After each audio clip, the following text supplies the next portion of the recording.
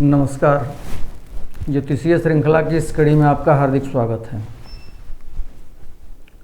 पिछले 2 वीडियो से हम उन महत्वपूर्ण सूत्रों की चर्चा कर रहे हैं जो हमें किसी जन्म कुंडली के फलादेश करने में हमें सहायक सिद्ध होते हैं। आज फिर हम कुछ सूत्र लेकर के उपस्थित हैं और उसकी जानकारी प्राप्त करते हैं।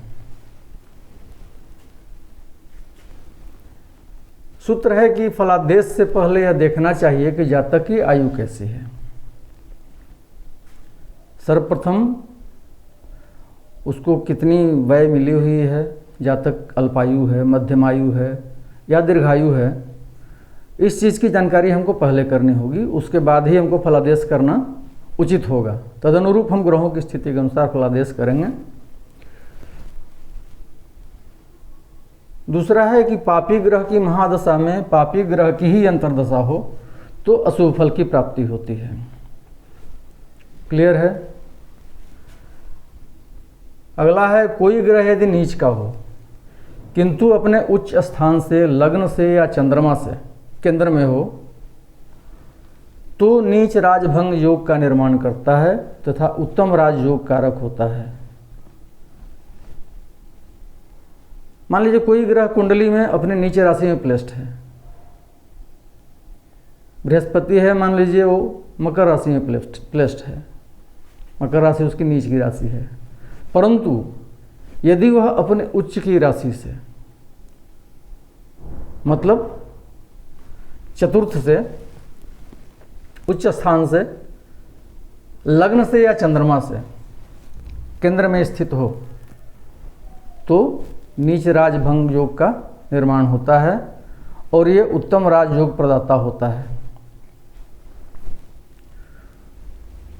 अगला है कि त्रिक भावों के स्वामी एक दूसरे स्थान में हो। त्रिक भाव हम जानते हैं, 6ठा भाव कुंडली का, 8वां भाव और 12वां भाव, द्वादश भाव, ये त्रिक भाव कहलाते हैं।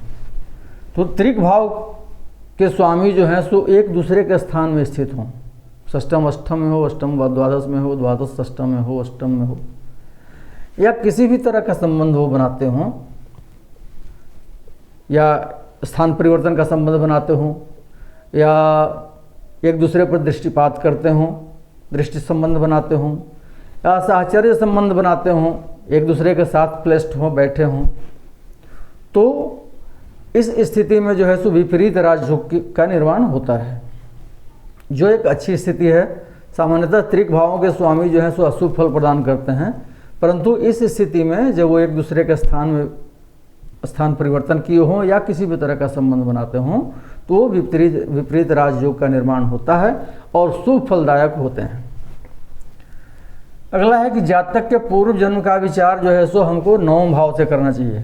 कुंडली के 9वें भाव से जातक के पूर्व जन्म का विचार करना चाहिए, और यदि पुनर्जन्म का विचार करना हो हमको तो जातक के कुंडली के 5वें भाव से करना चाहिए। अगला है कि यदि कोई ग्रह स्वराशिस्थ या उच्चस्थ होकर कारक भी हो और उस पर पापग्रहों की दृष्टि हो तो अशुभ फल देता है। मान लीजिए कोई ग्रह अपने उच्च राशि में स्थित है। मान लीजिए बृहस्पति द्वितीय स्थान में कर्क में स्थित है, तो बृहस्पति द्वितीय स्थान का कारक ग्रह भी है। अब यदि वहाँ पर कोई पापग्रहों की दृष्टि उस स्थान पर पड़ रही हो तो वो स्थिति जो है सो अशुभ फल प्रदान करने वाली होती है। अगला है कि जब भाव अपने अधिपति से युक्त या दृष्ट होता है, कोई भी भाव, जिस भाव का भी हम फलादेश कर रहे हों उसके भावाधिपति को हम देखेंगे क्या वो उस भाव में स्थित है या उस भाव को देख रहा है। यदि उक्त या दृष्ट होता है तो वह शुभ फल प्रदाता होता है। इस स्थिति में वो भाव के लिए शुभ फल प्रदान करेगा, भाव के फल में वृद्धि करेगा। किंतु जब कोई पापक ग्रह अपने भाव से, जहाँ पे बैठा है वहाँ से सप्तमस्थ जो अपना भाव है, पापक ग्रह का जो अपना भाव है, जो उसकी राशि है, वहाँ से अगर सप्तमस्थ हो, सप्तम स्थान में प्लेस्ड हो, मान लीजिए वो यहाँ पे इसकी राशि है, यहाँ पे पापक ग्रह की, मान लीजिए मंगल की राशि यहाँ पे मेष है और मंगल यहाँ पे सप्तम में प्लेस्ड है, तो उस लग्न के भाव को खराब करेगा। तो इस तरह से यह है कि जब भाव अपने से सप्तमस्थ होता है तो वह अपने भाव का नाश करता है। ये इसमें हो गया।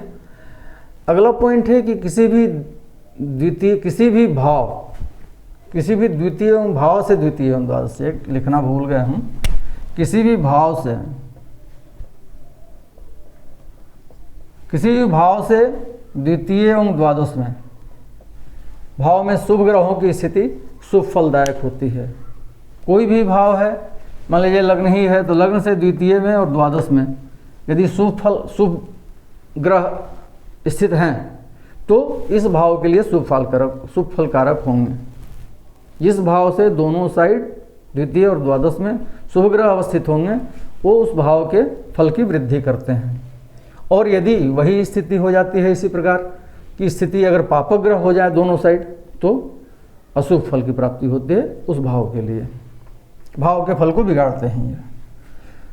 अगला सूत्र है कि यदि चंद्रमा सूर्य की किरणों से अस्त हो गया है, चंद्रमा अस्त की स्थिति में है, अमावस्या की स्थिति में, अमावस्या शुक्ल पक्ष की प्रतिपदा या कृष्ण पक्ष की चतुर्दशी में जन्म हो रहा है जातक का, तो यदि चंद्रमा स्वराशिस्थ हो या उच्च का भी हो तो शुभ फल प्रदान करने में असमर्थ हो जाता है।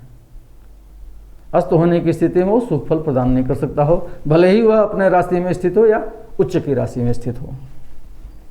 अगला है कि जो ग्रह दो भावों का स्वामी होता है, हम जानते हैं कि 5 ग्रह 2 भावों के स्वामी होते हैं और सूर्य और चंद्रमा एक एक भाव के स्वामी होते हैं। तो जो ग्रह 2 भावों का स्वामी होता है वह उस भाव को ज़्यादा फल देता है जो भाव उसकी मूल त्रिकोण राशि में पड़ता है, और उस दूसरी राशि स्थित भाव को अपेक्षाकृत कम फल प्रदान करता है। जैसे मान लीजिए मंगल है, मंगल की 2 राशियां हैं, मेष है और वृश्चिक है, तो वो जिस स्थिति में फल देने की स्थिति में होगा मंगल, वो ज़्यादा फल किसको प्रदान करेगा? वृश्चिक राशि वाले भाव को। वृश्चिक राशि जिस भाव में ही पड़ी होगी उस भाव को वो ज़्यादा फल प्रदान करेगा, और मेष राशि जिस भाव में होगी उस भाव को अपेक्षाकृत कम फल प्रदान करेगा। तो ये हुए कुछ फलादेश संबंधी सूत्र।